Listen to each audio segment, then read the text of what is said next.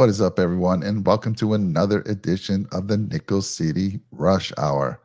We are now in our fourth of a series, the Gridiron Battles, and tonight it's the Texans versus the Bills. Got to do the Texans, and with Stefon Diggs being traded there and Buffalo traveling to Houston to play them, man, we had to do this battle. So I'm extremely excited about it. Joining us tonight, we have a Texans fan, believe it or not. Mr. Cody Smith from the Fantasy Draft Room. How you doing, Cody? We're doing all right, man. Yeah, fantasy draft room is where we're at. That one's on a little bit of a hiatus right now, but we'll probably pick back up once the season gets started. And then we're also over on Destination Devi. We do a podcast over there called the Overreaction Podcast, where we focus on dynasty fantasy football each and every week, dropping on Tuesday mornings. So we're doing good. Glad y'all had me on. This is a fun format, honestly. I don't know the defensive side of the ball as much as some people may. But I know enough to get by, so we'll be good, and I'm looking forward to this one. Yeah, I have a friend of over 30 years. His name's Ernest. Hopefully, he catches this show. I'll make sure he does. And I reached out to him because he's a huge Texans fan. I'm like, Ernest, are you going to do the show with me? And he got a little cold feet. You know, Jake, not everyone's wants to get on camera and do this. He says, but I got a guy. I got a guy who has his own channel, and he'll probably do it. I said, great. What's his name? He says, I don't know. I just call him commission. He's known as the commissioner. And so so I had to get his email, and then it's Cody. So Cody, we appreciate you. The link to Cody's channel is in the description of the show. I've also added him to the awesome channel section. So if you want, appreciate getting on over there, show him some love, and hit that subscribe button for him. So guys, man, I can't wait for this one. Oh, by the way, before we get started, I always like to ask this, Jake, because we have an outsider here. We have somebody who's very unbiased when it comes to the AFC East. He might be biased towards the AFC with his team. But Cody, I wanted to ask you, what's your thoughts on the Buffalo Bills? Where do you see them this year? Are they still kings of the AFC East in your opinion, or give us your take? I'd still call them kings of the AFC East right now, but it does feel like we're in a realignment year for the Buffalo Bills. Like we've had this little bit of a run where we're on the rookie quarterback contract, and there was a little bit of a window that was just missed overall, of like the overall potential of winning the Super Bowl, right? So now we've seen the defensive overhaul. Obviously, like 8 guys were cut this last offseason that we're not able to bring back. And then the wide receiver room obviously gets overhauled a little bit too, with Stefon Diggs coming over here.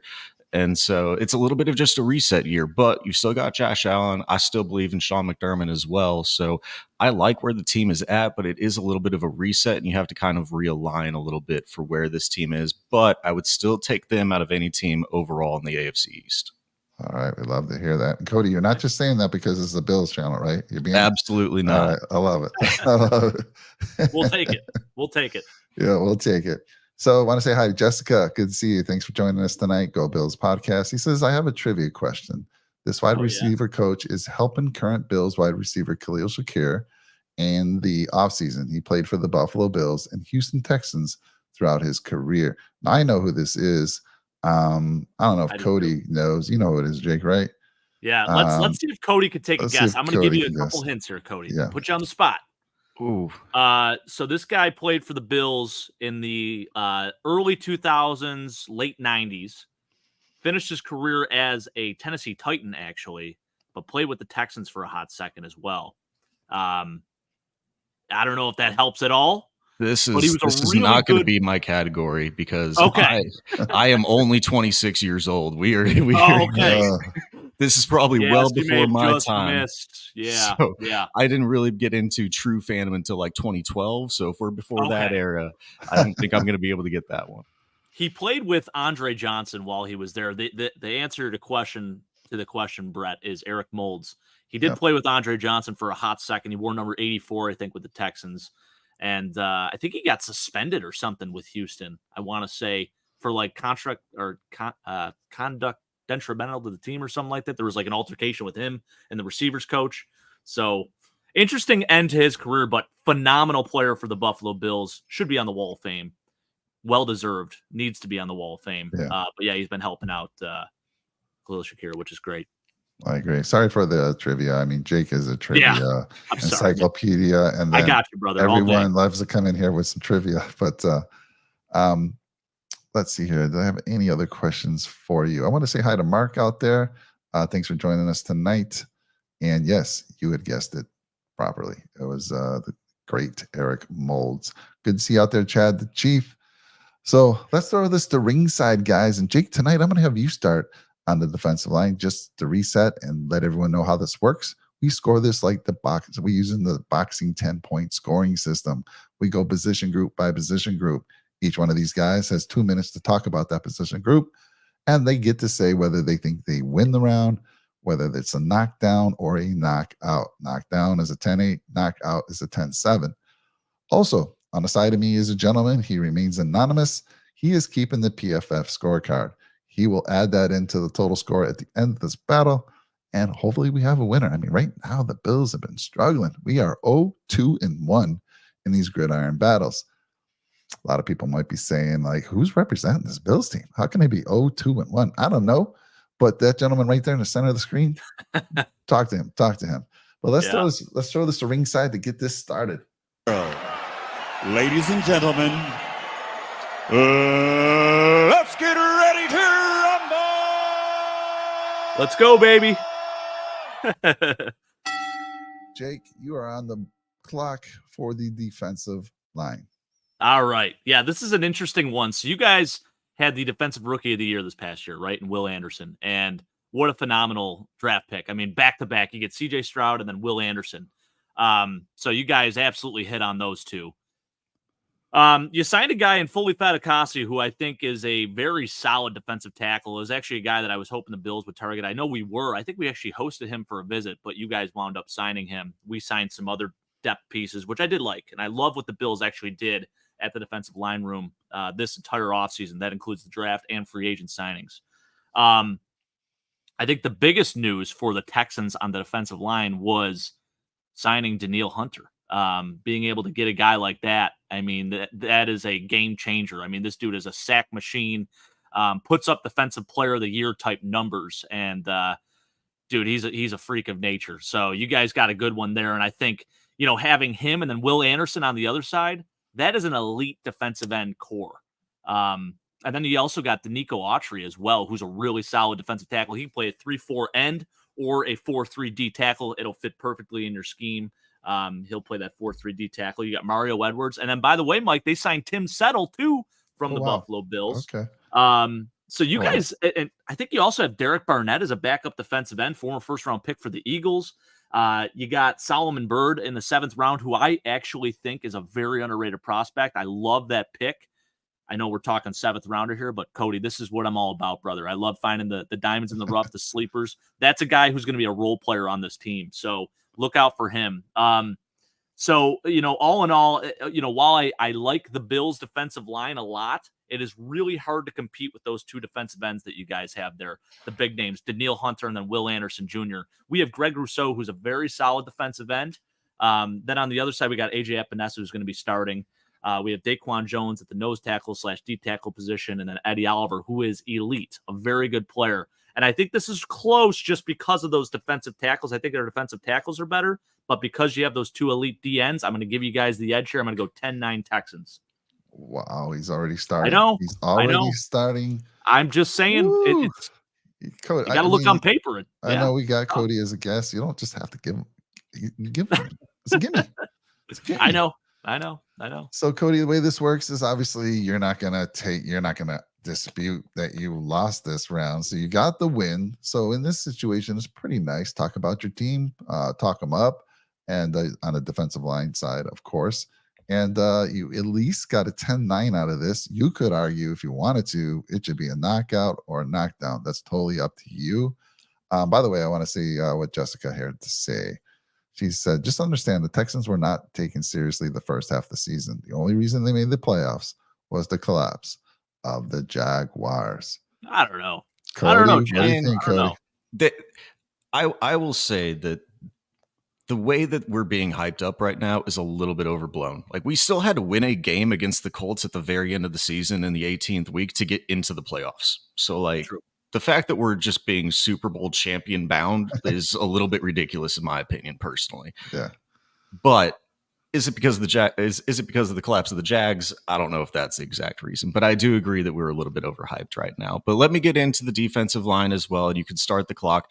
And I do personally agree with this take exactly. I had it as a 10-9 for the Texans as well, and it was because of the DNs that we have. Like, they are just all pro. Potentially, I mean, I'm not going to put Will Anderson Hall of Fame status yet, but these guys are absolute game wreckers on both of the edges. And I do agree that we also take a little bit of a hit at the D tackle spot, especially at depth. I mean, we're using what should be depth guys as our starters at tackle right now.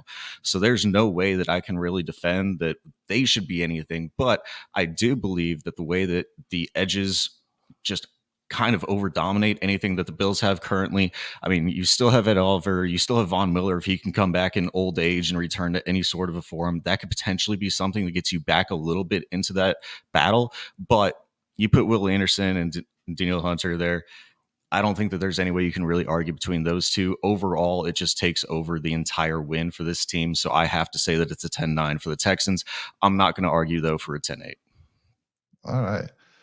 Very well said, Cody. I mean, you were kind of playing like you're not really ready to, the defensive side to put that out there, but you represented very well.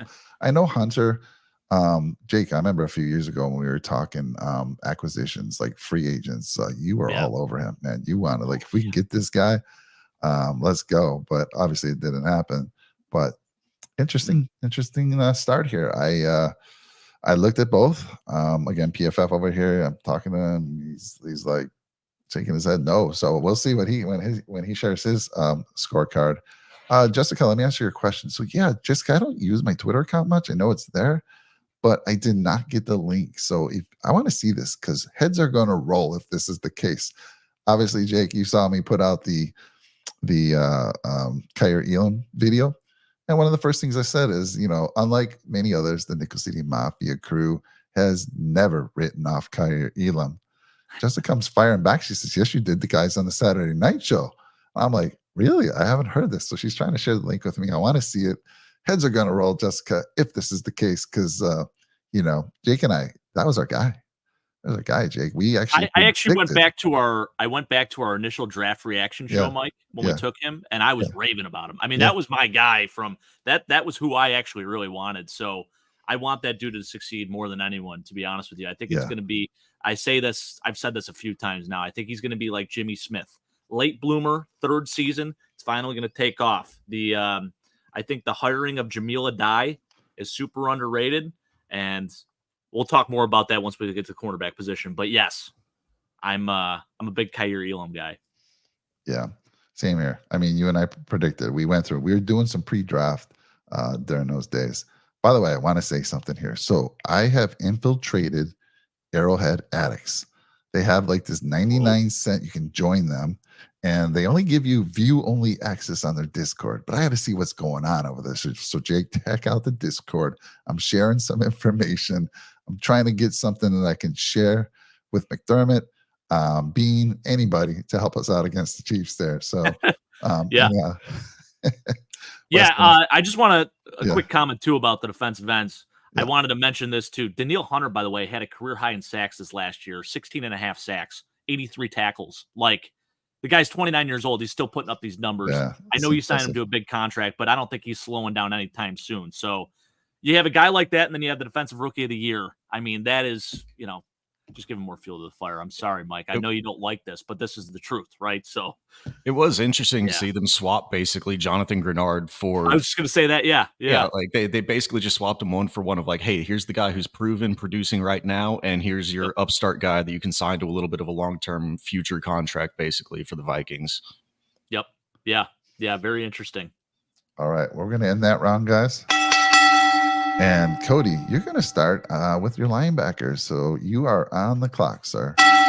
Sounds good. And we'll start this one off. I mean, obviously we have a linebacker as our head coach, so I think he might qualify a little bit in there to be part of that team a little bit. I don't know. Maybe he could just play for a couple of snaps if he ever had to, just strap back on the pads.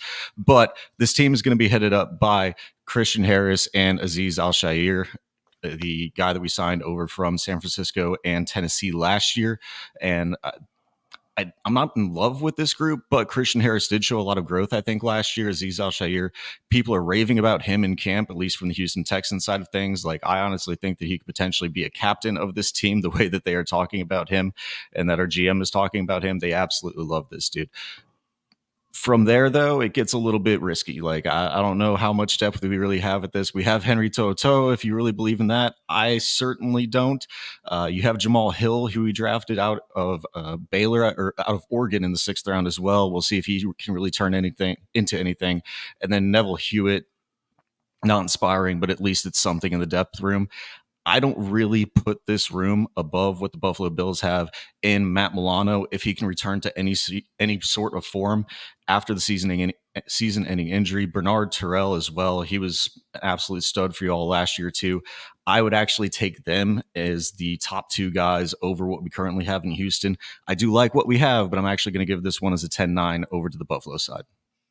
All right. I love it. Hold on, Jake. Let me reset this real quick for you. So he's got with a 10-9. He's giving right back to you. I mean, we got a friendly thing. You guys are super nice. I love it.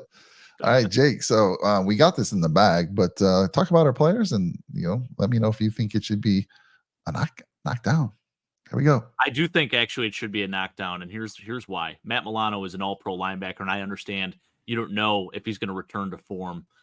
This is no disrespect to your guys' linebackers. I think you got a solid crew, Cody, but I don't think they're quite at the level of a Terrell Bernard or Matt Milano. And I think where the Bills also separate a little bit is in depth. So we have Dorian Williams, who I know he's been banged up and whatnot. We took him in the 3rd round last year, and he had a learning curve a little bit. But I think this guy, he's going to play in the league for a good amount of years here. And he's a really nice depth piece, a rotational guy, really good in coverage as well. And I think he will definitely still contribute to this defense and definitely on special teams, without a doubt.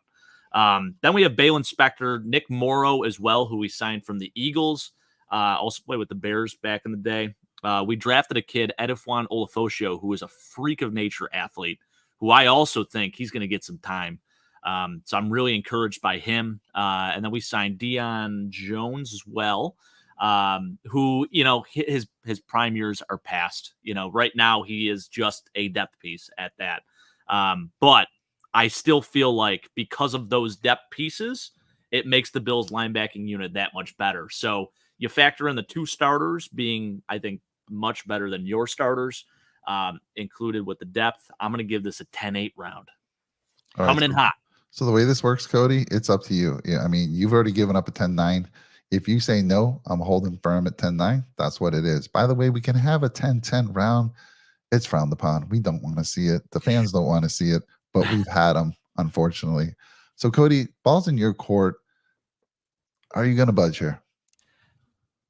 I think I will, just because I do believe both linebackers at their best are better than what we currently have. And the depth is actually better. So I will fully admit to it. I think we got a knockdown here. Let's go with a 10-8. I'm okay with it.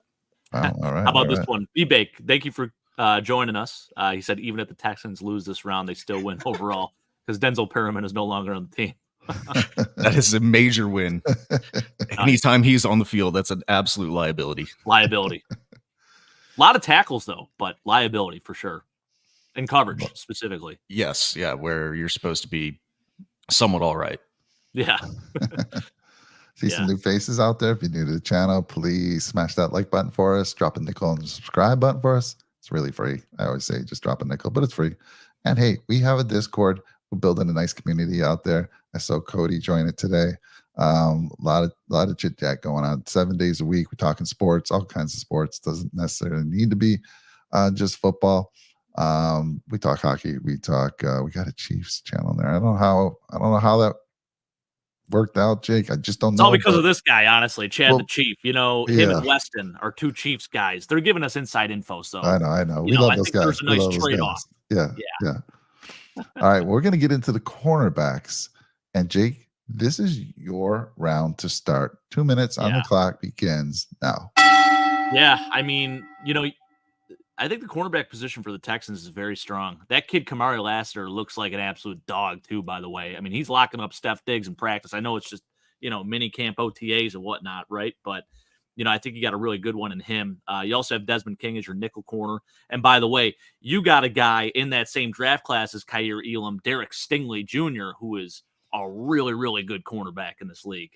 So I think your starters are, definitely at least I would say top 10 worthy, for sure. When you combine that unit, for the Bills, I like our cornerback unit. I think our starters are really good. Rasul Douglas played at a Pro Bowl level last year. Phenomenal trade made by Brandon Beane. And then we have arguably the best nickel corner in football in Taron Johnson. And then Christian Benford, who is also a very solid corner. And then we have guys like Kaiir Elam and some other dudes, Cam Lewis, who is a nickel corner / safety type hybrid player. So this is an interesting battle. I think it's actually a lot closer when you look on paper here. This is really tough for me. So I think I got to go starter by starter here. So technically our left cornerback is Christian Benford. When you compare him against Derek Stingley, I think Derek Stingley wins that battle. Then you look at the right cornerback side, Kamari Lassiter versus Rasul Douglas. I think Rasul Douglas wins that. So then I think it comes down to the nickel cornerback position.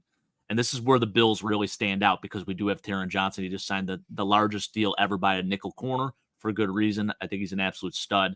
Definitely top 3 as a nickel corner in this league, in my opinion, regardless. So I like Desmond King a lot. I think I got to give Taron Johnson the nod over him. But this is as close to a 10-10 as we're going to get.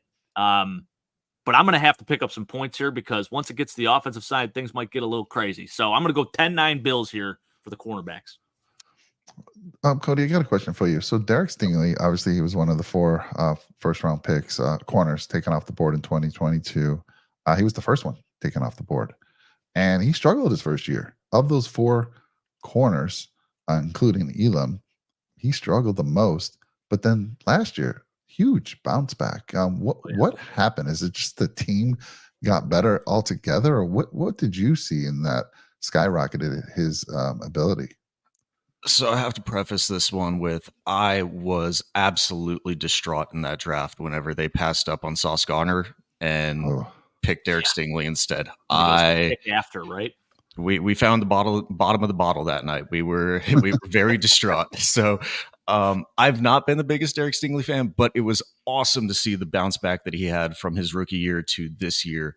And I truthfully believe that most of that is D'Amico Ryans, this defensive coaching staff that has come in and has been able to elevate his game to a little bit of a higher level. The issue that I still have with him is I think it's like 6 years in a row that he's never played a full season. Like he's just always hurt. And this has gone back through college. And this is why I was Sauce over Stingley whenever we were in the draft at that point. So, and I don't know. I actually agreed with you on this one, Jake, that it was a 10-9 because I don't think that the delta of Derek Stingley over Christian Benford equates to the delta between Rasul Douglas and Taron Johnson over the 2 guys that we have at those positions. So I actually fully agreed with you on this one, that this was a 10-9. I really do like Derek Stingley, but if he can't ever stay healthy and we still have to be putting in guys like Lonnie Johnson out there, that's never going to work. So I'm not really going to. I'm not going to give enough of credit to the Texans cornerbacks at this point to say that they can go over. I mean, we got some good depth guys. We got Jeff Okudah. See if he can, 3rd overall pick. See if he can get back to that potential that we just never saw him get to in Atlanta. But I can't give enough to the Texans quarterbacks right now to put them at even a 10-10. So I'll agree to a 10-9. All right. Awesome. Love that. Hold on one sec. Let's end that round. Let me answer a question here. Jake or Mike, do you count Taron Johnson as a cornerback or linebacker? Obviously, best slot nickelback in the game. But, he's as tough as they come, Jake. The dude is asked to play like that linebacker role. And I got to say, dude, that kid is not afraid of contact. And every time he seems, there's been a couple concussions. I'm thinking he's going to be out next week. He's back at it. But he's obviously a nickel corner, but he plays like a linebacker. Yeah, absolutely. And I think you're going to see more of Cole Bishop playing more of that role this year. And that's also, pending on whether he's actually our starting free safety or where they're going to actually play him in this defense. I know Brandon Beane, loves and raves about him. But Sean McDermott notoriously doesn't play rookies right away. So curious to see if he actually wins the starting job. I think he should. I think the guy's inevitably going to be an all-pro. But I think you still will see him play a little bit of nickel out there and play like as a linebacker, like a rover almost too. So it might be more of him instead of Taron Johnson in those situations. But yeah, absolutely agree, Brett. Good point there. Yeah. Weston, yes, I am behind enemy lines. Like I said, getting infiltrated the Arrowhead Addicts Discord, and we're going to see what kind of damage I can do there or information I can get to share with our beloved Bills. Let's see here. All right. So we are going into the safety room right now. Cody, you are on the board to start the safeties, and your time begins now. All right, so this room is going to be headlined, obviously, by Jalen Petrie and Jimmy Ward. It's not a great group. Neither of our groups, I don't believe, are actually great groups. This is basically just a survival of the fittest, honestly, between the two rooms, if I had to gauge this one myself. Jalen Petrie regressed so drastically in year 2 from what he showed as a rookie that I really just hope that he can get back to a little bit of the form that he was in as a rookie whenever we first drafted him, because honestly, he was much better than even Derek Stingley whenever he was playing in that 2023 season or 2022 season now. But then he regressed completely in 2023. Jimmy Ward, I mean, he's just a solid vet guy, dude, at this point, who's not going to be overly good, but he's a integral piece in the defense as it currently sits right now. If we get to any of the depth, though, it gets disgusting. I mean, we already talked about Lonnie Johnson last time. I was referencing him as a corner, but if you put him out there at safety, it doesn't matter what you put him out there as. It's not going to be good. He should never be on an NFL football field. He should be playing in the CFL or UFL or some other organization. And the only other thing that you really can put in there is our 3rd-round pick, Kalen Bullock, out of USC. And honestly, out of USC defense, I don't trust anything that was playing on the USC defense to actually come in and be a legitimate NFL contributing piece. So I have a lot of just questions here. Now, where we have to compare this to, Taylor Rapp, Cole Bishop, as you just previously mentioned, potentially playing in that safety linebacker kind of hybrid role with him. Man, I'm going to lean 10-9 Texans here, but I could go 10-10. This just feels like I said, survival of the fittest rooms. I don't like either of them really, but if I had to lean one way just because of a little bit of stability with Jimmy Ward and the upside of if Jalen Petrie returns to form, I'm going to lean that way, but I could easily go 10-10 or even a 9-10 the other way. All right. So he's saying 10-9, Jake. And I got to say, Cody, you've represented the defense very, very strong. I'm worried because you were saying you were going to kind of struggle on this side. And no, you've represented extremely well. And now we got the offense coming up. So I'm a little bit worried. But Jake, your 2 minutes. Let me reset it. He's saying 10-9. Texans, what you got to say about that? Yeah, I'll second that. Cody, you did a fantastic job. I mean, you claim to not really know a whole lot about the defensive side of the ball. I think you're doing a pretty damn good job. You've named a ton of players and a ton of depth players at that too. So, yeah, you made a good point about Jalen Petrie. It's crazy, the drop-off from year 1 to year 2. He had like 147 tackles, 5 interceptions his rookie season. I mean, defensive rookie of the year numbers. And then he goes from that to like 84 tackles and no interceptions and just seemed to be out of place a lot last year. I don't know what it was. I was so encouraged by him during his rookie year. And like you said, it's almost like him and Derek Stingley flip-flopped. You know, Derek Stingley had like 5 picks in 11 games last year. And then Jalen Petrie didn't register any interceptions. And he's been known as a ball hawk and even struggled tackling and in the run game and stuff like that. So I still am going to give him the benefit of the doubt. He's young. I think 3rd year, you know, you got a great defensive-minded coach too. So I think he can help mold him and be that player again. So I wouldn't be too worried about that. Jimmy Ward, very solid vet. I mean, his Pro Bowl years are behind him. He did some great things in San Francisco, but yeah, right now he's an IQ guy and he's playing the position. And it's almost like how Micah Hyde and Jordan Poyer were for us last year. You know, they lost quite a few steps, right? But they still had that IQ to be reliable in the back end. Kalen Bullock, it's funny you mentioned that because that was Mike's guy. He wanted him so bad this year in the draft. He's like, I hope the Buffalo Bills draft Kalen Bullock. I think that was a really good pick for you guys. It's a good insurance policy. They'll probably rotate him in a little bit. You made a good point about Lonnie Johnson. Definitely a liability in coverage too. So I think when you compare the two here, I like the fact that the Bills drafted Cole Bishop, that was my favorite safety prospect. Absolutely love him. I said he's going to be Harrison Smith 2.0, but he's a rookie, right? So it's hard to tell. Taylor Rapp had a learning curve last year. Basically, he came into Buffalo. He was that third safety. He was playing a lot on within dime packages and whatnot, and just trying to learn the defense. Hopefully, he can get back to form of what he was in LA, because he was a really good safety in LA. And I was so fired up when we did sign him. I'm like, wow, that's an absolute steal.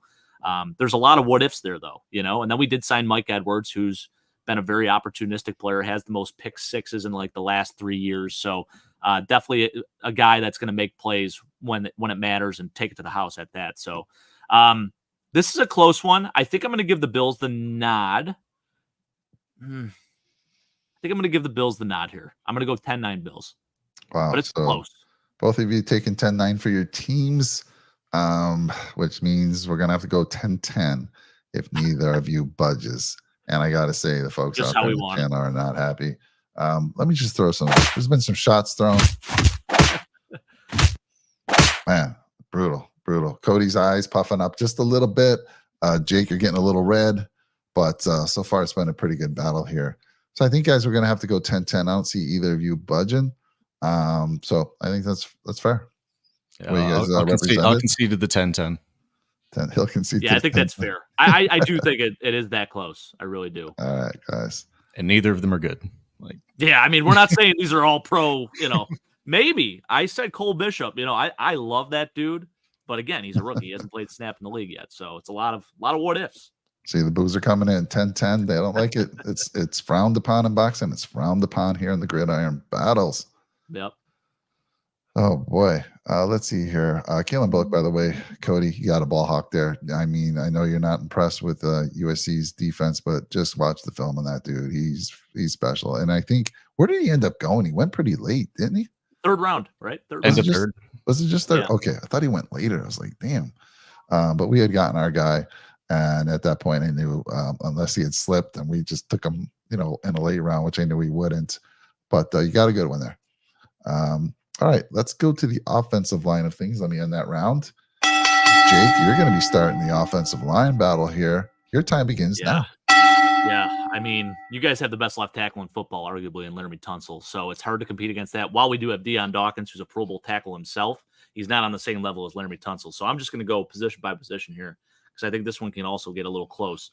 You guys took Kenyon Green in the first round in 2022. That's your starting left guard. Compared to David Edwards, man, I like David Edwards, but he was used just on heavy packages last year. And now he's slated to be our starting left guard because we moved Connor McGovern from left guard to center. So we got a new left guard and essentially a new center, even though Connor McGovern was a starter last year, but he was at a different position, right? So I think you guys win that one too. When you look at the centers, Juice Scruggs, man, tough, gritty player. You got a good one in him. He is an absolute dog. And it's interesting because Juice Scruggs, obviously, Penn State guy. We have a Penn State guy in Connor McGovern. But like I said, he switched positions. He just had his best year as a pro at the left guard position last year, but then he moves to center, and you don't know how that's going to go. We lost Mitch Morse, essentially the captain of our offensive line, and that was a tough hit. Now, we did draft the kid Cedric Van Pran Granger in the 5th round, who I really feel like inevitably he will become that starting center, and we're going to have to move Connor McGovern back to left guard. But as it stands right now, looks like Connor McGovern's going to be that guy going into camp. So I think this one you could argue is even, just because I think Connor McGovern can do it, and he had his best year as a pro last year. So I think it's close. Drew Scruggs still young, but really, really good talent you got there. So I'll call that a draw for right there. Then you got Shaq Mason at the right guard position. We have Osiris Torrance. Osiris Torrance did not miss a snap last year. I believe he was the only rookie to not miss a snap last year. Shaq Mason, though, very solid player, has played in the league for a good amount of years now. And I think that was a great move for you guys to go and trade for a guy like that. So I'll give you the slight nod on that one. Then you look at right tackle, Titus Howard versus Spencer Brown. Spencer Brown had a really good year last year, his best season as a pro. A lot of people were doubting him, but he just did have offseason surgery. Titus Howard, for you guys, he's been there for since 2019. I think he was a first-round pick for you guys. Has done some good things, serviceable guy, has been in the league, has been a solid player. I think Titus Howard might be a little bit better. So all said and done, I'm going to give you guys the nod. I'm going to go 10-9 Texans on this one. I know, Mike. I'm sorry. And the Bills have a good offensive line, but you guys got the best left tackle in football, and then you got some really good pieces on the interior. Deion Dawkins is right up there with any left tackle in the league. I know he is. Now, I want to say this, Jake. You did hit it on the head. If it wasn't for the change at center, or with Connor moving over, I would say this is a slam dunk for the Buffalo Bills. But because even with Van Pranger, Van Pranger? Did I say that right? Van Pran Granger. I know that's Van Pran Granger. Yes. With him being drafted, I think if Connor was over at the left guard and you said he was going to be the starter at center for us, I would give this to the Bills. I honestly would. But because of that and David Edwards, I'm not sold on David Edwards. I know he's got a Super Bowl ring. He only played in the heavy package last year for us. He had a great PFF score, but meant nothing based on what he was, just playing in the heavy packages. So I get it, Jake, why you might say that. PFF might have something to say. They might disagree with you. But anyhow, we'll wait. So Cody, he's giving you 10-9. And what's your thoughts? I mean, you're going to take that, or you think it's even more? No, I'm going to sit there. That's exactly where I had it, was at 10-9 as well. Laramie Tunsil, arguably one of the top 5 tackles in the NFL. If he didn't have 2 false starts a game, he would probably be the best one, but he jumps. Goodness, it is frustrating. Ruben Brown vibes there. Yeah, right, it is awful. Like, at least guaranteed for 2 false starts a game. It's just a drive killer every single time. It's typically right after you get the ball. You're going from first and 15 on your own 20, and you basically just punt the ball back to the other team. If it wasn't for that, one of the best tackles in the NFL. Scruggs, I absolutely love. Shaq Mason, Titus Howard are absolute studs too. But this offensive line dealt with a lot of attrition last year too that I don't think is talked about a lot. Whenever we get to quarterback, we'll talk about CJ Stroud. Yeah. He was playing with 3rd and 2nd string guys by like week 4. This was a offensive line that was just beaten and battered all of this last season. Kenyon Green is the only one that I actually disagree with, because even though he went to my A&M alma mater, it looks like he's potentially eating his way out of the NFL. It's not good for him right now. And there's a lot of positive stuff around him with camp this year, saying that he's finally gotten in shape and saying that he's finally committed to it, but we'll see. I don't really know. But the only other one that I think we got to put in here, you also draft Blake Fisher out of Michigan in the second round too. How did I miss that? Yeah. And if you put him in there as just a depth guy, I don't know if you move him into potentially guard. If Kenyon Green doesn't really pan out, then you can put him in there. Or it's just a health bet on Laramie Tunsil or Titus Howard on the tackles if either one of them misses time, because they're not the examples of health, obviously, all the time either. I mean, you just plug and play him in there, especially whenever you get an injury. The depth here is what really put it over for me to go to a 10-9. Sure. Yeah. All right. I love it. Blake Fisher, man. Yeah, we talked a lot about him pre-draft, and one of our guys that represents the Jets is in love with Blake Fisher. So when you guys took him, I know he was pretty dejected by it. So, yeah. Great All pick. right, here. Next on the board, this will be a fun round here, and this is going to be, Cody, you're going to start us off with the tight end room. Your time begins now, sir. So let me start this off by saying that I love Dalton Schultz. I do really love Dalton Schultz, but this is the one. I'm not going to concede it right from the beginning. We're going to start off at a 10-9 though, because Dalton Kincaid and Dawson Knox are I've watched back on all of the shows. They're one of the best tight end rooms in all of the NFL. Those 2 guys are absolute studs. And I know that your guy that you're going to potentially talk about, Quentin Morris, deserves some more love than he gets as well. Absolutely do love some Quentin Morris too. Texans do have a little bit of depth too. Obviously, if you just put Kincaid and Dalton Schultz across from each other, I'm going to give it to Kincaid. You're going to put Dawson Knox with, I guess, a potential rookie of Cade Stover as well. I'm going to give it to Dawson Knox. And then you're looking at the hype piece of Brevin Jordan, one of the princes that was promised that never became anything. He's extremely athletic, just not very good at football. So if that's the case, I've got to give it to the Bills on this one. I'm going to give it at a 10-9 right now.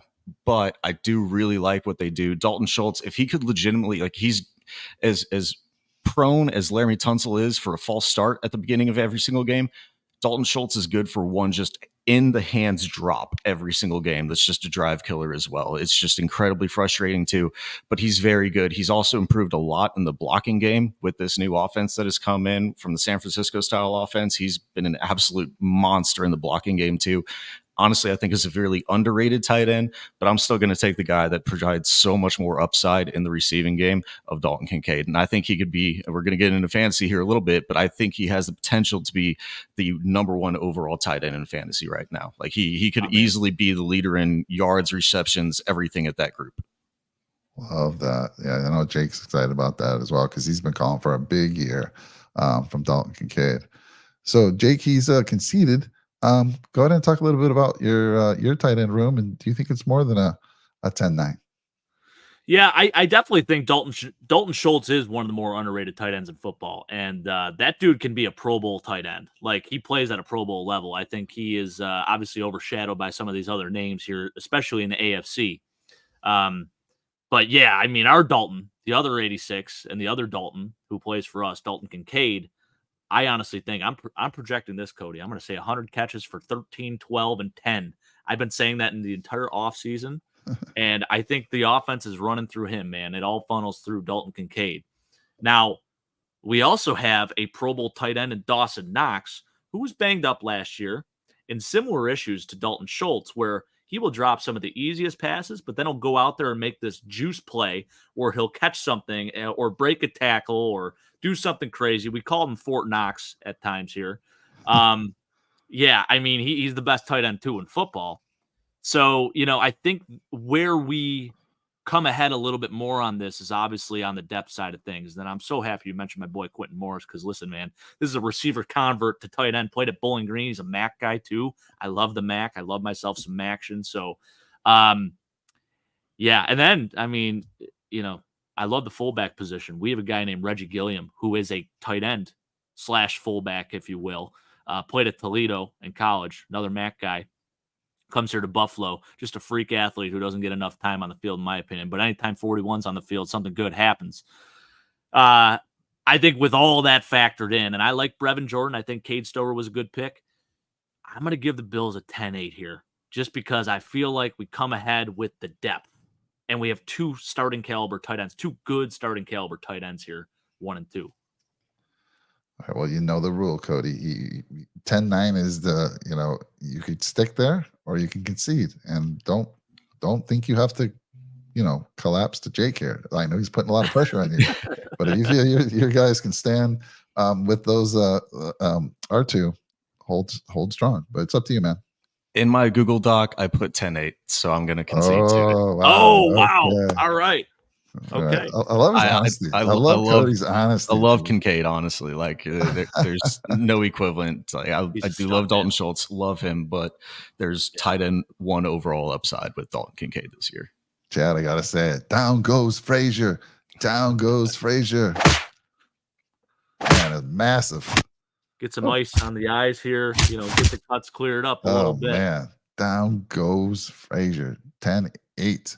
So we've had 2 knockdowns, both by the Buffalo Bills. Cody, talk to your guys in the corner, man. Talk to them, because we're coming back up for this round. I was just saying, we're gonna have to get the ice out a little bit. There we go. But Cody, before we get into this, and let's see who ended that. So it would be Cody ended that. So it would be Cody to start the wide receiver room. Okay, Cody, before you do, when you were watching or you're looking at your social media and you saw Steph Diggs been traded to the Houston Texans, tell me what you're feeling there. What were your thoughts? Absolutely fantastic. The way that I play fantasy football is different, especially in like the dynasty streets, and we won't get into all of it, but I play on win now, and I love the old guys. I call it crust lust is what I play with. Yes. And so Stefon Diggs coming over, that is an all-pro seasoned veteran, absolute stud that is coming into this room that is already headlined by another two guys that are easily just as good as him. Absolutely in love with it. And you put him on a 1-year deal to where it's basically a prove it deal now. You void out the rest of the years on the contract. You're basically making him play for it. I know there's a lot of other stuff that, I mean, y'all might be able to speak to a little bit more with y'all's personal connection to all the surrounding stuff with Stefon Diggs and how he always seems to have like at least 1 or 2 headlines in off season. But I'm absolutely in love with it. I love him as a wide receiver. I still think he's potentially coming in and being the best wide receiver on the Texans. And that's not to shade the other two guys that we're going to talk about here soon. Yeah. I mean, I think he's going to have a huge year. He's not going to be doesn't need to be that number one guy anymore. And he's going to shine. I think that's a great assessment, Cody, because if the roles were reversed, if Diggs was playing for the Texans and I saw that come across my social media, I could care less about the drama. I'm like, this dude's going to help us immediately. So I get what you were thinking there. I was just wondering if any of the drama that Diggs brings concerns you at all, but it sounds like it didn't. For me personally, not. I know there's a lot of other people that probably think it does a little bit more than me. They're like worried about the locker room. I'm just like, hell, you want a little bit of diva out of your number one wide receiver, right? And like, that he just has he's going to be a competitive guy, and it's going to come across, obviously, with the age of social media. There's a little bit of an added thing to it, but hell, I don't care. Just put that guy on the football field, and he's still probably a top 20 wide receiver in the NFL in my mind. So yeah, just happy to have him on the team. Don't really care about all the rest.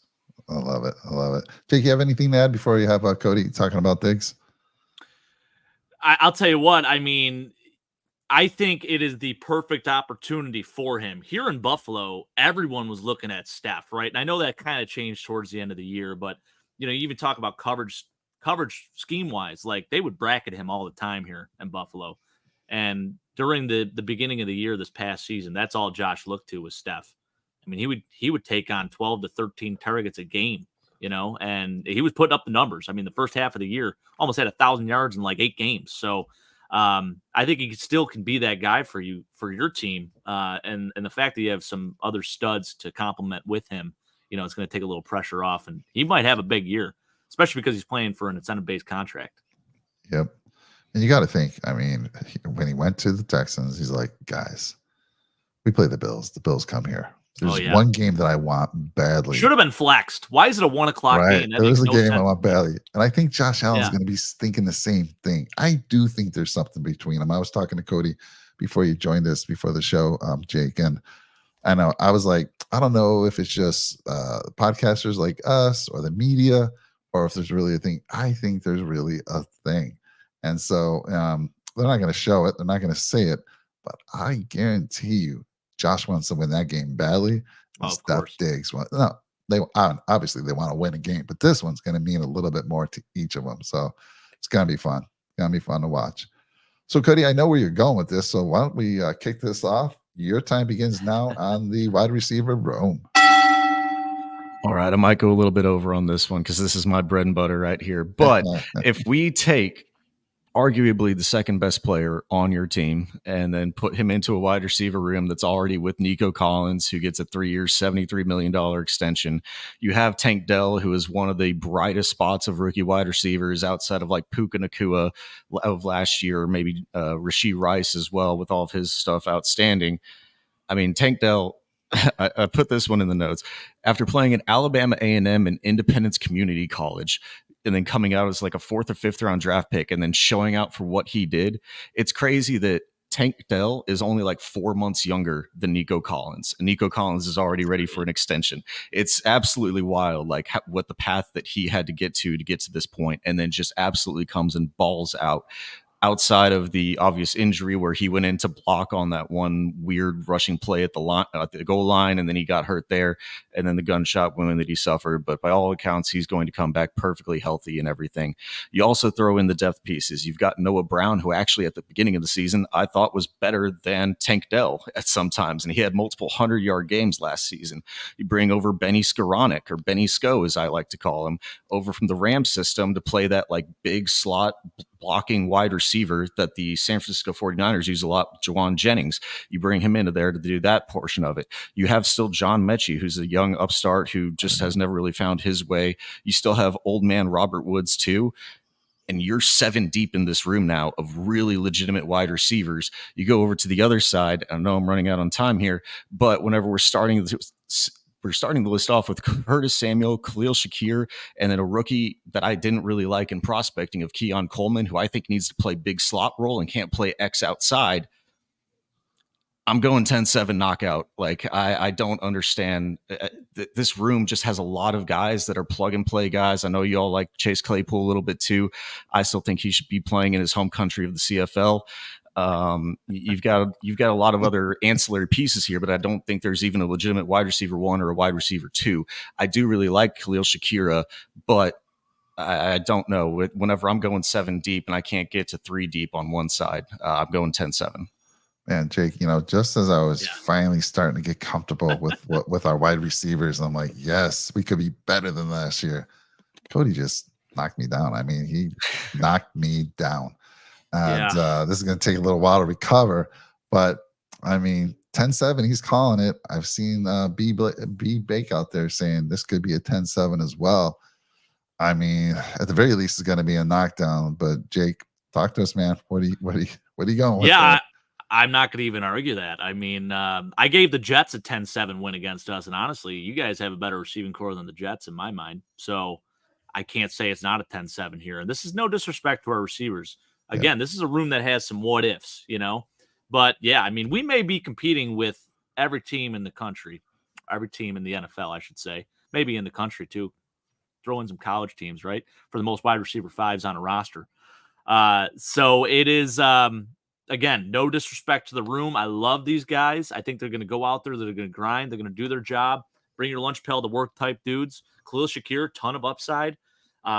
Curtis Samuel. Now, he did have his best year as a pro under Joe Brady. So I'm encouraged by that. I think there is a plan in place to get him involved in this offense.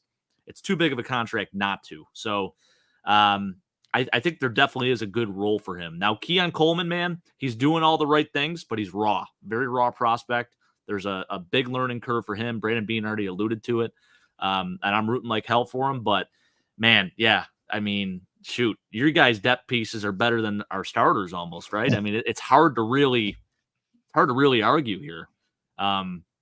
You talk about Nico Collins, who's coming off a 1,200-plus yard season. Steph Diggs still, by the way, the only receiver in Buffalo Bills history with 4 straight 1,000-yard seasons, had his best years as a pro as a Buffalo Bill, and he's going to your team now where he has guys like Nico Collins and Tank Dell and even some of those depth pieces and Dalton Schultz to take some pressure off of him so we can just go out there and play ball and catch 100 passes this year potentially, right? So, and it hurts. It hurts to be talking up Steph Diggs right now because my, sour taste still left in my mouth after he left here. There were a lot of things that I didn't love, with the exit and whatnot.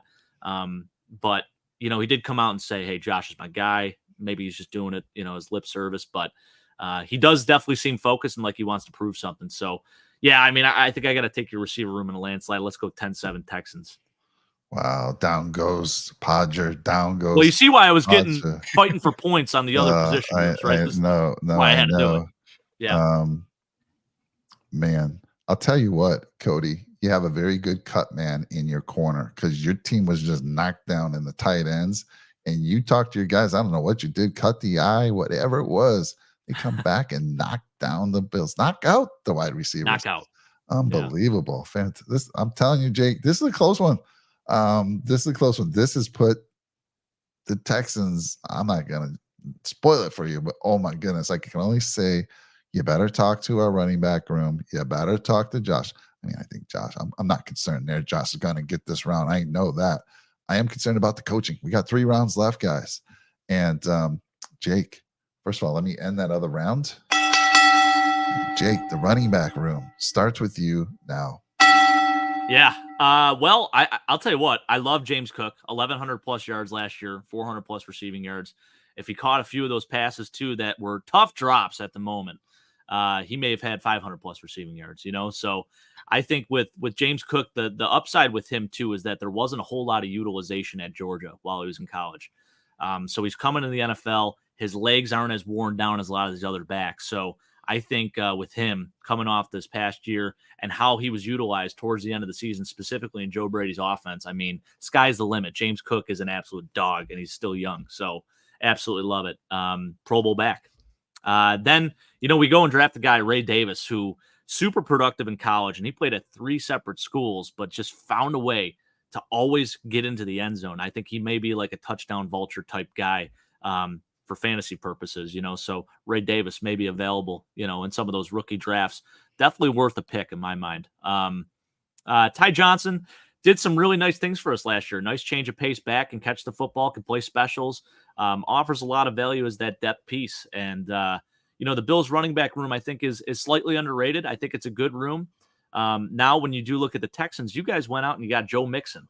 And Joe Mixon, while he may be, I don't know, he had a down year in 2022. Last year, he had over 1,000 yards again.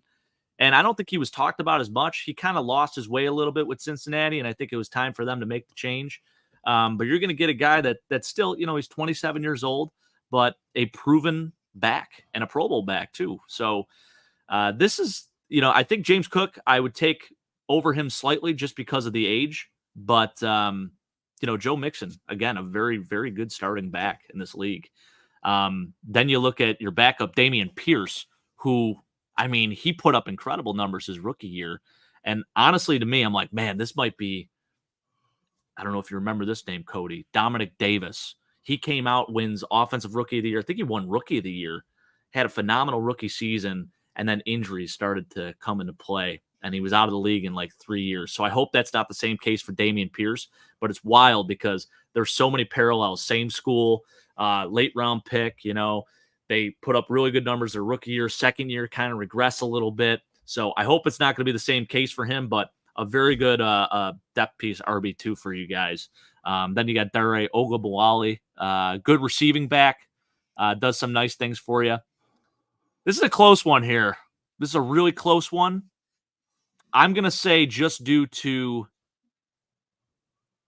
maybe the age, I'm going to give this one to the Bills, 10-9. Okay, interesting. I thought the way you were talking, you were going to lean the other way. I know. Well, I still got to talk up the other team a little bit, right? Yeah, I know. I was telling Cody, you're one of the fairest battlers out there, man. You will. Maybe I'm too nice. I don't know. Too nice sometimes. Too nice. Yes, the channel's definitely said that a few times. But all right, so he's giving the Bills a 10-9, Cody. Your time starts now to counter that. So we'll start off with Joe Mixon. Instead of being cut, actually traded for with like a 7th, 6th swap or something just to actually go out and acquire him instead of him hitting the free agent market. The issue that I have with it is then you gave him a top end of the market running back contract on top of it. If he was just playing out the same contract, if it was just kind of a Steph Diggs thing, I'd be perfectly fine with it. But once you gave him the contract, I really wasn't a fan of what we did for Joe Mixon and giving him all that guaranteed money and everything for at least like a 2 or 3 year contract now. But obviously a massive upgrade over what we had last year with Devin Singletary and Dameon Pierce running this room. The issue that I have with Dameon Pierce is he cannot run zone scheme. And we brought over the San Francisco zone scheme style of running. And I don't know if he just doesn't have vision or whatever, but whenever he's in gap, he's very, very good. But whenever he was trying to run zone scheme last year, it just all fell apart. And Devin Singletary, a guy that y'all know pretty well as well, like he was actually very much more suited for that style of a role. So he ended up being very good in that role. Dare Ogunbowale, whenever we're getting to the depth pieces, obviously, I think his biggest thing is he's a backup kicker. He was the one who made a field goal during last season as well. So I don't know if that gets him any points in this battle, but he's at least a backup kicker as well. And then Jawar Jordan, our rookie draft pick out of Louisville, actually, I think is better than his partner in Isaac Guerendo, who went to the San Francisco 49ers in the 4th round. I think he's actually better than Isaac Guerendo. Literally one of the worst running back prospects I've watched out of this year. Did not like him at all. He's fast. Warrior, though. He's fast and explosive. Like he's very athletic. He's just not good at football. So like if you can turn him into a good football player, by all means, he could potentially do it. But you're comparing that then you've got James Cook, who I didn't exactly like and I had high hopes for because every time a Buffalo Bills player gets drafted, they're saying he's going to play in the slot role. I don't know what every single time it happens with Kincaid. It happened with James Cook. It happens with Shakir. Yeah. Like every single time they're just going to play a massive amount of role in the slot. never ends up happening. So I really do like James Cook. The issue that I have with him, I think I'm putting this one in more of a fantasy context, but he's like a between the 20s runner because freaking Josh Allen is basically another running back that's your power running back every single year within the 20s or between the 20 and the goal line. But if you go down the depth chart a little bit, I love Ray Davis. If you haven't heard his story going out of like foster care and homeless at age 12 to becoming what he is, absolutely love him. He was my 6th highest ranked running back in this class. Ty Johnson is a nice role player as well. And then you got Frank Gore Jr. there as well, too, if he can ever, follow in the footsteps of his dad, too. I actually have this one as a 10-9 for the Bills, though, too. I think James Cook with a little bit of younger legs, the depth pieces that you have, I actually like James Cook a little bit more than I do Joe Mixon at this point in their careers. All right, that was huge. That was a huge round right there, folks. I'm telling you right now, I'm feeling a little more comfortable because I feel confident in this next one. But it was a great debate on the running back room. So good stuff there, guys. Cody, you're a natural, man. Gridiron Battles is your thing, dude. You got that. He's got that radio voice. He's got that country voice a little bit. I love the country voice, right? dude. I am so jealous. I in him. wish I had that, and it sounds so good. I didn't even have it until I moved down here. So I'm from Missouri, so I've only been here for like the past 6 or 7 years, but I've adopted it pretty well. I was expecting him to like spit some chew in the cup that he has over there, like put some more chew in as we're going through this. We got it in the kitchen. We're good. Love it. Oh man. All right. So let's see here. I ended that. Cody, you gonna get to start the quarterback room. So your time starts now. Kind of like we started off with the tight end room. I love CJ Stroud. I did not love CJ Stroud whenever we drafted CJ Stroud. I was on the track of we should tank again this season and start I'm forgetting his name, but start Case Keenum. Davis. Oh, no, not even. No, I do not want to see Davis Mills ever take another snap for this team.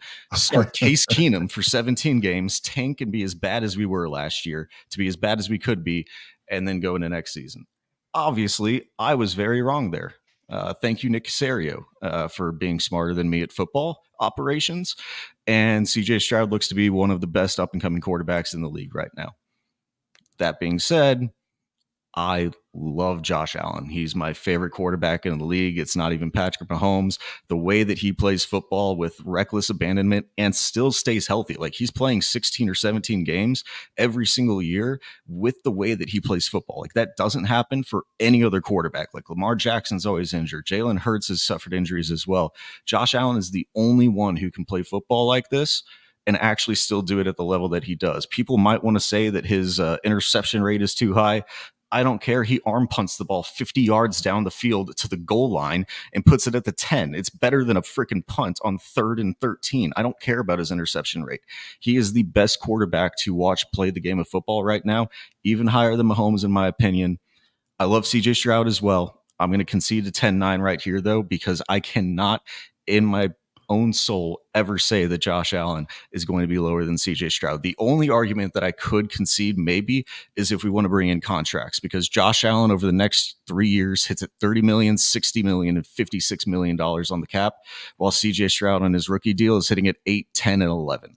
So like if we want to make the difference there, but like y'all don't ever talk contracts, I don't think on this show. It's just like who's the better player, and it's obviously Josh Allen here, so I'll go 10-9. I love it. So Chad the Chief says, by the way, when I lived up in north in Minnesota, I got like a half a dozen phone numbers from ladies, all because of my accent. Oh, that's great. Cody, are you married man? No, we're sitting and single over here down in Texas. I just got me and a pup. Me, pup, in a house. We're all good. Love it, man. Oh, awesome. All right. So Jake, I mean, that had to excite you. I mean, Cody just, talking up your guy, our guy, Josh Allen. I knew this was a 10-9 at the least. Who we got? Yeah, there it is. But talk to me. Do you think this is anything more than a 10-9? So you're on the clock, buddy. Well, I'll tell you what. CJ Stroud had maybe the best rookie season ever for a rookie quarterback, right? I mean, he was surrounded by some great pieces. Yeah, sure. Great coaching. Okay.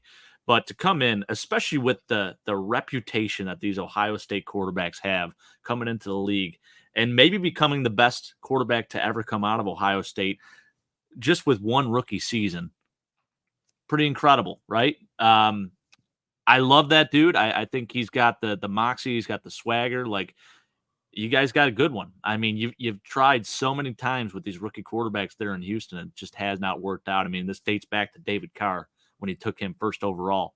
David Carr, great looking dude, by the way. You kind of look like Derek Carr. I see a little Derek Carr on you, Cody. That's a compliment. He's good. He's a good looking dude. I could get there. Appreciate it. There you go. But yeah, I obviously that's got to be so exciting for you guys to have the guy. You've been recycling through quarterbacks. You talk about Davis Mills. You talk about whatchamacallit. You go back to T.J. Yates. You had Jake Delhomme at the tail end of his career. I mean, you had so many different dudes. Matt Schaub. I mean, Matt Schaub's your all-time leading passer.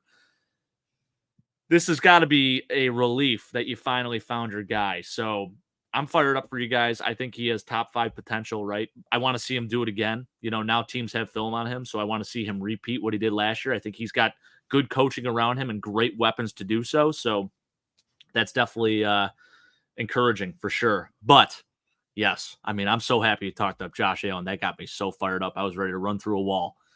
Josh Allen has the most total touchdowns out of any quarterback to come in the league within his first 6 years. The guy had 15 rushing touchdowns last year. He's thrown for over 4,000 yards, I think, 4 straight years now. And like you said, the turnover thing, half the time it's an arm punt. So when you look at where the opposing team starts with the football, it's not like they're starting in enemy territory majority of the time. So I could live with the turnovers. I'm fine with that. It's a gunslinger mentality. We have been waiting for that guy for so damn long, since Jim Kelly. And we finally have that guy, and it's beautiful, man. Josh Allen is so damn good. I think you put him up against anyone in the NFL. Him and Pat Mahomes are the only two dudes, and I corrected myself because in one of the shows, I think I said, maybe Pat Mahomes can make the throws. Josh Allen and Pat Mahomes are the only two guys that can make every throw in the book. And you find yourself every single game saying, how did he do that? There are 3 holy, how did he make that play happen? It's just insane. It's so fun to watch. And with that being said, just because I do think there is a gap, as good as CJ Stroud is, I'm going to go 10-8 Bills. Well, first of all, I do want to say CJ Stroud, how impressive last year, just how calm under pressure he was. I was so impressed with how, when the game was on the line, how he would perform. Didn't look like a rookie at all. Somehow he ended up on my fantasy football team, and he almost carried me to the championship. But Anthony, if you're out there, he took care of me in the playoffs. I was one of the top teams going to the playoffs because of having Bronx Bombers, CJ Stroud. But so what you think, Cody? He's saying it's a knockdown. I mean, that's a tough one, Cody. What, you gonna cave into that one, or you gonna stick with your 10-9? We've been pretty amicable throughout all of this thing, but I think this is the first time that I'm actually going to fight back on one. If CJ Stroud had done what he had done last year for 3 years of historical production reference, I don't think this is a knockdown argument whatsoever. I think this is purely a 10-9. The only thing that we don't have is an actual reference of historical production, just because there's no way we can have that because he was a rookie last year and he was as good as he was. So I don't think that I can personally go to a 10-8 just because we have what we have. And if we're working off the information that we do have right now, I love Josh Allen. Like I said, I love him over Pat Mahomes. He is the best quarterback in the league, in my opinion. But I do believe CJ Stroud is right up there as well with the next up and coming bunch of quarterbacks. And if we were to take what he did last year and extend that over 3 years of more production, I think I still got to sit at a 10-9. I'll concede to that. I will concede to that, Mike. He convinced me. Fair enough. The accent got me. I'll tell you, right? That's one thing. Draw, man. One thing I got on Josh Allen, though, I was looking this up for some fantasy football thing that I was doing. Since 2017, leaders in rushing touchdowns in the NFL. Josh Allen is 4th on the list, ahead of Christian McCaffrey in rushing touchdowns in the league. just stupid. He's a freaking quarterback. Like, there's no reason that he should have 53 rushing touchdowns. Also, Derrick Henry is 19 higher than anybody else over that span. Wow. And we're not running tush push like the Eagles. I'm just saying, most of the time, Josh Allen, he's 5 yards out and he's just taking a draw and just running it up there and doing something crazy. Took one, 52 yards or something crazy last year? Yeah. Unbelievable. And he's laughing while doing it. Like he's about to get murdered by a guy. And he's just smiling out there. He's a psychopath. I love it. He goes over to the sideline, rips a smelling salt, gets back out there, does his thing. It's amazing. Well, I love it. So that one, let's end that round. We go to our final round. This is a close matchup right here. Again, what I love about this show is it kind of like educates us. Like I look at the Texans, but I know Diggs, I know Tank Dell, I know Nico, I know the big guys. But, get into the details, the guys in the trenches. I love learning about that. And to some degree, you would think that this, whoever wins this battle is the better team. It's true to some degree, but it's on paper. And honestly, if everyone won, if it was easy as being the best on paper, shoot, Baltimore would have won the Super Bowl last year. So, but it does show in a lot of these grades. I mean, there's such a small difference between the position groups, especially in PFF. When I'm looking at when you guys get the score from this gentleman over here to my left, it's like a point, tenths of a point sometimes that make the difference on who gives the edge. PFF does not give a 10-10 round. They refuse to give a 10-10 round. So anyhow, now we go. Final round. It is the coaching. And Jake, start us off, sir, with the coaches. This should be a good one. Yeah, it is a good one. You got the young up-and-coming guy who is going to be there for years to come, man. You guys, D'Amico Ryans, you hit on that one for sure. And then you got Sean McDermott, who, maybe on the hot seat a little bit, and I think, he's done some amazing things here in Buffalo, but people are still calling for his head just because we haven't advanced. Like, we got all the way up to that AFC championship. We lose really bad. Then divisional round knockouts the last 3 seasons. So it's really, really tough because you want to see the team move forward. And it's like insanity is doing the same thing over and over and over again, right? But, record-wise, it speaks for itself. The guy is able to rally this team, and the players play for him. And, I think he has respect to that locker room 100%.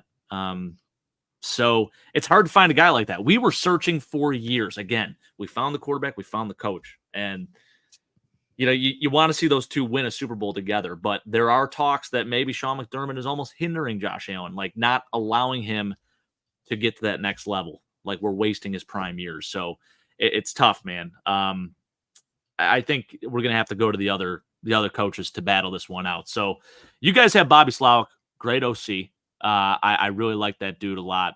We have Joe Brady, who is, obviously young and upcoming, and I love what he did here in Buffalo. Had his 1 year of experience in Carolina in 2020.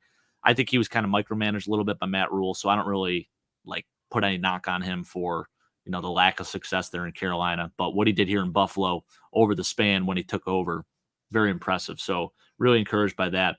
You guys have Matt Burke as your DC. We have Bobby Babich, who's a new guy. Here's where you guys really take a leap. Special teams coordinator, Frank Ross. I got a great story about Frank Ross. Frank Ross is a record-setting wide receiver who played for John Carroll University. I went to John Carroll University my first year, played football there, had a major concussion. I didn't really end up touching the field or anything because of that. I actually medically redshirted. But Frank Ross, that's all we would hear about. Like, he set every single record there at Carroll, did some incredible things, grinded his way up through the NFL ranks, and he's one of the best special team coaches in football. So you guys have an incredible coach and that young man. So I just want to say that. We have Matthew Smiley, who really, he's on the hot seat. Last year, the special teams was not good. In fact, maybe the reason why we're not talking about getting to a Super Bowl is because of special teams, right? Tyler Bass. And I know you put that on the individual, right? But execution, there were so many moments. I mean, even the halfback snap or the fake punt run with Damar Hamlin, there were some things. I know that's, starts up top, but man, the special teams was just brutal last year. So, man, I almost want to give you guys the 10-9 here. And I think I'm going to. Hmm. It's young and You upcoming. made it easy on him, Jake. You should I have at know. least made him fight for a little bit. I know. You I know, think I'm going to give you guys that. Yeah. so I don't know where Zach is these days. Zach hasn't been on the show since I showed my support for Sean McDermott. I'm like not one of those people calling for his head. I love how people think it's so easy to just hire a new coach and win a Super Bowl. Oh, the team's right there. Let's just get this coach. What coach? What coach is it going to be? I mean, seriously, you can bring over a coach and then flip a switch and win a Super Bowl. So I'm not there. As long as McDermott is gotten us playing at a high level and we're close, it's gonna happen. I love that he's brought in a new DC, a younger DC, and now hopefully he gives him the reins a little bit. It's still going to be a lot of Sean McDermott with his hands in the cookie jar. I love the new defensive backs coach, OC Joe Brady, getting his first year. Now he's had a whole off season, so I love it. I mean, Sean, like you said, Jake, the guys love him. They play for him, and that's all you can ask. Bring some other guys around you and the coaching staff. I think that's where you kind of get over the edge. So I'm for Sean McDermott. That's where I'm at too. Yeah. And I think, head coach to head coach, I'm going to probably give the nod to Sean McDermott, but your support staff, I think it's just better. Yeah. More experience. Where is Zach, by the way? Because he's been pissed at me since I told him stop saying Sean's got to go. That's why I haven't seen him since. Have you talked to him? Yeah. Oh yeah. All the time. I got to tell him to get back on the show here. What the heck? Yeah, definitely. Show up. Zach, love you, man. I just had that one disagreement with you and you disappeared forever. Cody. Yeah. All right. So Jake's handed to you 10-9. Talk about your coaches, man. This has honestly been such a good show because I think there's so many parallels between these two teams of like we feel like the Bills from like 3 or 4 years ago right now. And it's exactly where I think the coaches are as well. And I honestly called the head coaches a wash because you basically have D'Amico Ryans and Sean McDermott, both defensive head coaches who just went into their teams who were in absolute desperation for so long and turned them around so quickly. I mean, you're a couple years along the way and you haven't won the Super Bowl for the Bills side. We'll see if it happens for the Texans side, but that's such a lofty aspiration to even get to. Just to get back into the AFC Championship relevance is just so good for both of these teams from where they were originally. So absolutely, I think that even the head coaches are pretty much just a wash for me. I would give, honestly, a little bit of a lean to Sean McDermott just because we do have a little bit of that like historical reference to go off of, but with D'Amico and what we've seen from him and how he looks to manage this team as well and how all the players and all of Houston loves this guy right now, like I absolutely love that we got D'Amico Ryans in here, especially as we were coming off of freaking David Coley, who was punting on third down, and then the third retread year of Lovie Smith or third retread try of Lovie Smith, both 2 years in a row. Glad we're still paying those guys for another like 3 years on their guaranteed contracts. Yeah, that's great.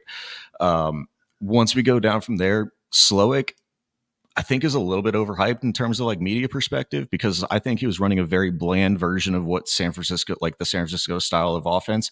And he ran the ball so many times. I mean, I think we were like 24th, I believe, in passing rate in the NFL, and we could not run the football for multiple points throughout the year. And he still just kept hammering, hey, we're just going to run the ball with Dameon Pierce up the middle. I think he needs a little, like, I was honestly kind of surprised that he was in head coaching conversations this year after just 1 year of being with CJ Stroud. Obviously, he has so much success that's going to elevate him into that. I do get it, but I think he's a little bit overhyped. So I washed out the OCs. DC, you've got a DC head coach. I'm just going to wash those guys out as well. Where I did actually lean to a 10-9 was on special teams, though. And I do love Frank Ross. And so I agree with you there. Did not know that story, but that's awesome. And I'll give it a 10-9 to the Texans on coaching as well. Jake, did you really have to bring in special teams? Damn it. Always. Damn it. You and your special teams. It cost us tonight. I know it. And I mean, if we really want to get into it, talk long snappers. We got two of some of the longest tenured long snappers in football right now. We already talked about that, Jake. Come on, don't repeat it again. You already brought them up, both of them. No, but John Weeks and Reed Ferguson. He's a Pro Bowler too, by the way. John Weeks. He finally got the nod in 2015. But yeah, and I think he's actually from the state of New York, Bethpage. I want to say something like that, which is I think that's more central, but that's cool. John Weeks, know a lot about him. 15-year vet. Incredible long snapper for you guys. Might be a little bit better than Reed. Reed is really, really good, though. That might be a 10-9er, though. I don't know. They're both at the top of their game. Jake, Right? don't you think it'd be cool if at the Pro Bowl they had these long snappers like snapping to hit targets behind them? They should. Put a I don't whole know why they're not. They did it with the centers. And the Did they? centers were trying to long snap into them, and they were Oh, horrible no. at it. Yeah, no, get the Oh, long man. snappers. I think that would be fantastic. I would enjoy that. These guys hitting a target from 15 feet away, 12 feet away, over to the left, over to the right. Let's bring it, man. Let's get this happening. While the scorecard's being tallied right now, we should have results here in a few minutes. I do want to say, Cody, you were fantastic, man. Absolutely. Love what you brought to this battle here. If you want to continue to hear that smooth Cody voice, make sure you get over to the fantasy draft room. And by the way, guys, I made it easy. I would love for Cody to go to his channel and see at least 10 new subscribers. At least 10. That's all I'm asking. I know the guys out there and the girls that are out there in the channel right now. All you got to do is go down to our homepage under the awesome channels. You'll see the fantasy draft room. Just hit it. You don't even have to go over there. You just hit it and it subscribes right away. So help Cody out. I mean, dude, you know your stuff. It's impressive. So thank you for joining us tonight, man. Appreciate Let's see. B-Bake. B-Bake, I love it, man. B-Bake coming with some great takes here. Yeah, Kaimi Fairbairn's name is nuts. I mean, if you ever look at it like in full, I love that he actually typed that out. That's incredible. That is certainly a copy and paste. That is not typed out. It's gotta be. I mean, God bless you if you knew that off the top of your head, but man.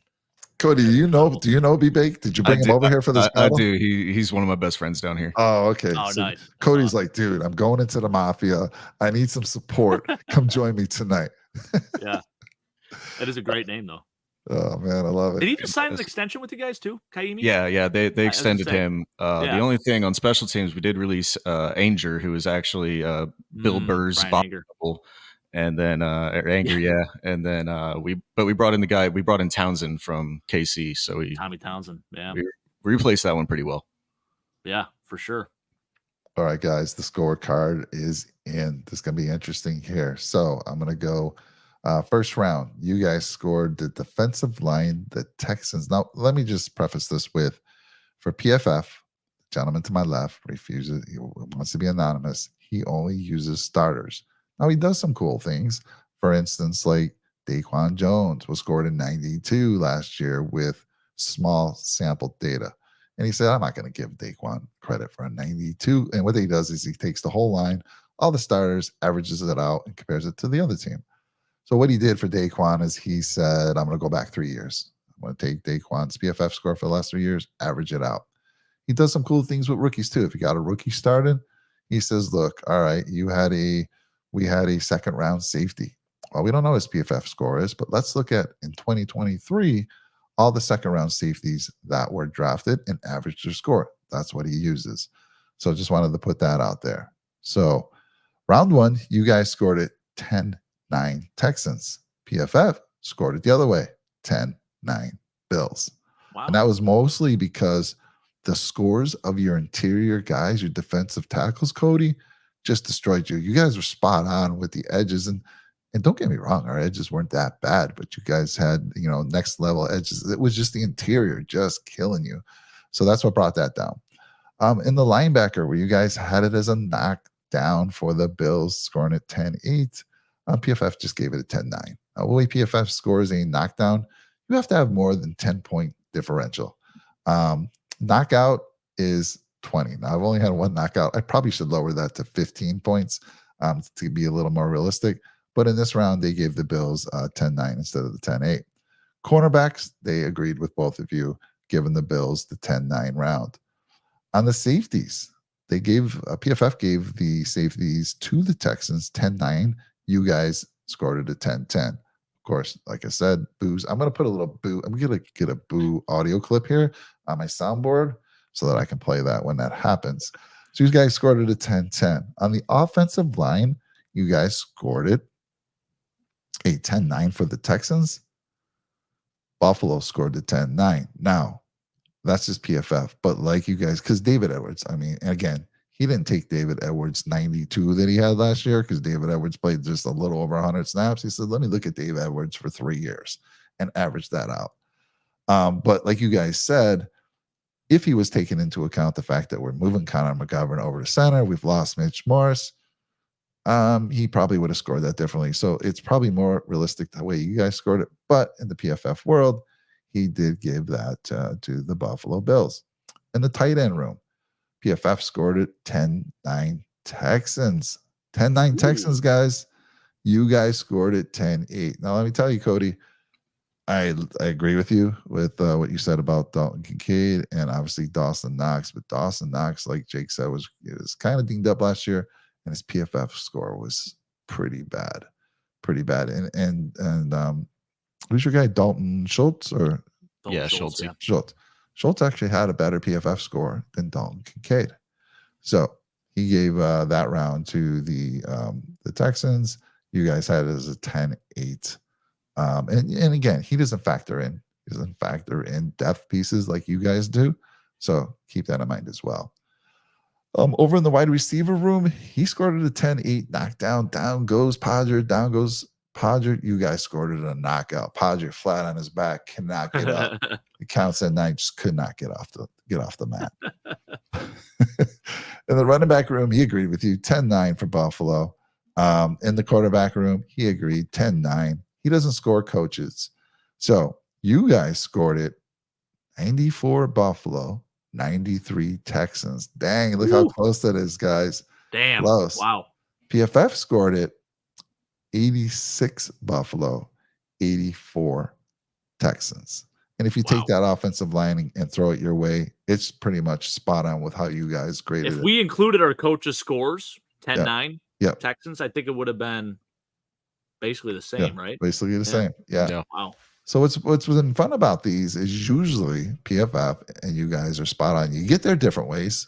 You get there through different position groups, but that's how judges do it anyway in boxing. They don't always score the rounds the same way, but it's close. So for a total score, the Buffalo Bills finally get their first win of the year, scoring a 180-177 for the Texans. Let's go, Buffalo. Yes, finally, we're on the board.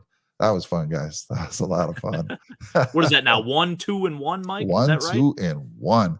And again, I can't wait for this game. This game's going to be fantastic. There's so many storylines. Well, the biggest storyline, of course, is Steph Diggs and Josh Allen.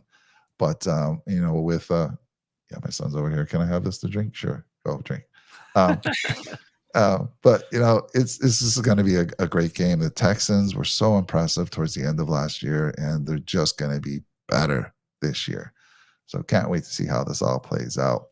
Cody, closing thoughts from you. Again, thank you so much. You did a fantastic job. I know I've subscribed. I know Jake will subscribe. Get on over there, folks. Help this young man out. This dude should have well over 1,000 subscribers. Get him some support. Let's go. Share. Cody. Let's get that tonight. Yeah. Let's go. Let's go. Cody, closing thoughts for you, man. I appreciate y'all so much. It's been an absolute blast, and hopefully I was not I'm a pessimistic Houston Texans fan, so if that's what it took to get the Bills their first win, by all means, I'll come in and do it. Fantasy draft room, we're on a little bit of a hiatus right now. We'll probably pick back up as soon as the season starts, and we'll get that one back into gear. But if you do want to hear this Southern Country voice talk, we also have the Overreaction Pod that will be dropping each and every week on the Destination Devy Radio on podcast format as well. So we can plug that, but thank you all so much. This is an absolute blast. I had fun putting everything together in the background.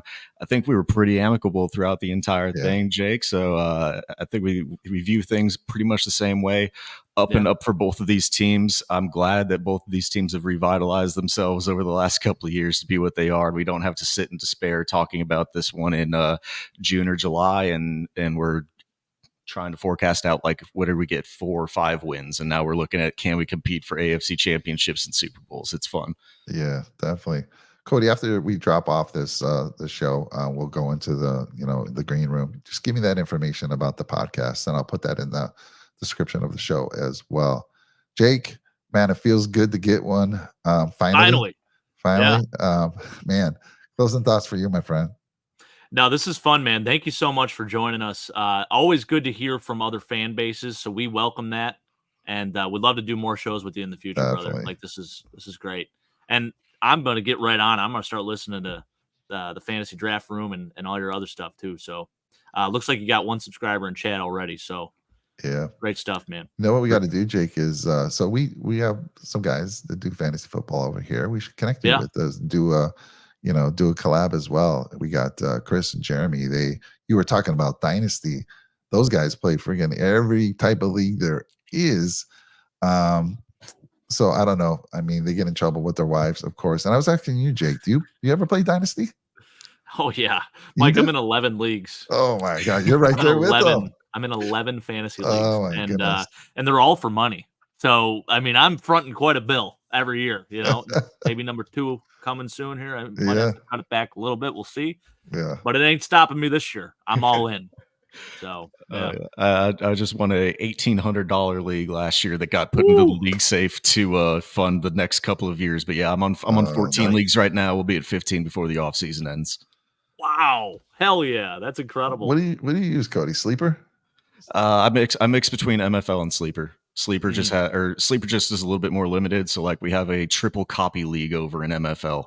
So that's one of the ones that I won was a 2018 league, double copy league called Royal Rumble, and that's a fun one. Yeah, nice. Chance. I have a fantasy league. It's called the Catalina Fantasy Football League, derived from the Catalina wine mixer. Yeah. We're on our 10th year, and it's as close as you're going to get to like the show, the league, as possible. We're actually going to Vegas this year. I don't even tell you this one. Like, oh wow, we're going to Vegas. Not only is one of our buddies' bachelor party, but we're doing our draft there in Vegas. I got to get someone to post. This is this year, Labor Day weekend. So, dude, I got to come up there and hang out with you guys for a few hours. Yeah. Oh yeah. I love it. Yep. I love it. I love it. Chad's saying he's never played fantasy football. Chad, you're missing out, my friend. I'll tell you what, though, just a year or two ago, I just learned, Cody, of all these different leagues. I played in what's called the redraft league. I thought it was just fantasy football. I didn't know there was like these 4 or 5 other types of leagues until Chris educated me last year. Did a couple of videos, but man, a lot of crazy stuff. And you were talking about Dynasty, which kind of gives you the GM experience, I guess, right? Yeah, you get the draft picks. You can trade future picks. You can tank your team for like 2 years of a rebuild. It's a lot of fun. I exploded on because I was the same way with you. I've played it since like freshman year of high school, just normal redraft, and then COVID hit, and I was like, what do I do with my time? Well, let's dive head first into this as far as I can. Yes. And I'm with you on the old heads too. I'm the same way. I am like, it's incredible. I'm like the George Allen of fantasy football. Like I don't even care. In my my dynasty league, I traded away all my draft picks from the rookie draft. I had a 4th and a 5th round pick. That was it. All my other ones I traded away. I wanted win now mentality guys. I mean, my team is old as hell, but listen, today on paper, we're great. Hey, whenever it needs to rebuild, it can. But as long as we win within the first 2 years or so, we're perfectly fine. That's exactly right. That's what I'm saying. Most leagues don't even last 3 years. So exactly. I'm like, you get a win in the first 3 years, you're good. Yep. Hey, before I forget, Brett will be mad at me. He did ask me to mention he had a video or show about Marquez Valdes-Scantling, and apparently he has some technical difficulties. He redid it. So get on over to Go Bills podcast and check it out for Brett's show there. So I'll give him some support. And I love this. Cody spends his time scouting 8th graders for his dynasty leagues. What's that all about? Just so you can beat him easily? No, I mean, but I do scout like 2 or 3 years ahead in college for guys that are eventually going to get to the NFL. I see what he's saying. Look at that.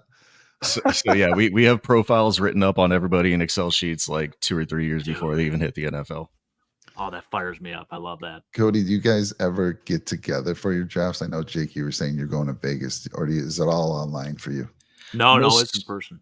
Oh, yeah, for Cody. Mostly all online. The only one that we do have, Scott Fishbowl. It's a massive tournament with like 3,000 people across the U.S. and actually across the worldwide. They do it for it's all for charity and stuff. So they do like a Toys for Tots thing, and they give toys to children at Christmas and stuff.